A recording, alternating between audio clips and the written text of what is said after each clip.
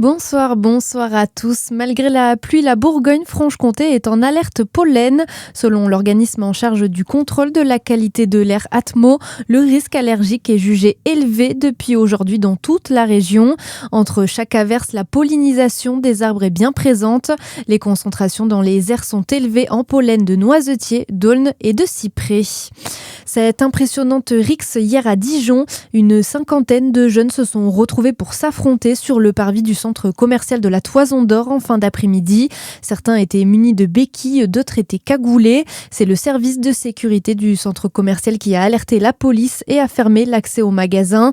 La plupart étaient mineurs. Au total, 3 jeunes ont été placés en garde à vue suite à des menaces sur des agents de sécurité et des outrages envers les policiers. C'est toute notre commune qui est blessée. Les mots du maire de Auxonne en Côte d'Or. Hier soir, un policier municipal a été violemment agressé dans la rue par un individu alors qu'il rentrait à son domicile. Dans le même temps, le maire a dû être escorté chez lui par les gendarmes à la suite de menaces. Absolument rien ne peut justifier qu'on s'en prenne à celles et ceux qui consacrent leur vie à notre protection, a déclaré le maire sur les réseaux sociaux. C'est la fin d'un casse-tête pour les vignerons de Saône-et-Loire. Un arrêté préfectoral autorise désormais l'hébergement des vendangeurs sous des toiles de tente, une pratique jusque-là interdite dans le département. Un soulagement pour une profession en pleine crise de recrutement, Clémence Lobary. Enfin, c'est le cri du cœur des viticulteurs du département. Jusqu'ici, la situation était ubuesque. Dans le Beaujolais, par exemple, un vigneron côté Rhône pouvait loger ses saisonniers sous tente, mais son voisin de Saône-et-Loire, lui, n'en avait pas le droit. Cette autorisation valable du 1er août au 15 octobre va donc permettre d'assouplir les conditions d'accueil pour les vendanges à la main.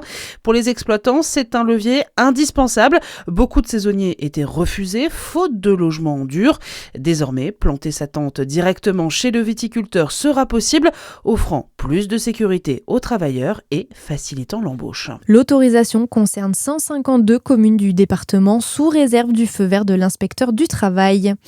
Dans le reste de l'actualité, ils sont plus de 13 000. Le Monde révèle aujourd'hui une note du ministère de l'économie concernant le nombre de millionnaires français qui ne paient pas d'impôts. Un chiffre qui correspond à 10% des foyers éligibles à l'impôt sur la fortune immobilière. Ce document confirme les déclarations de l'ancien ministre Éric Lombard. Il avait affirmé le mois dernier que des milliers de grandes fortunes françaises échappaient aux impôts. Déclaration alors démentie par le gouvernement.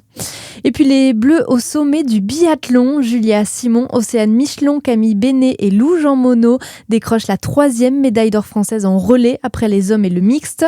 Il s'agit du 6e titre olympique pour la France dans ces Jeux d'hiver de Milan Cortina.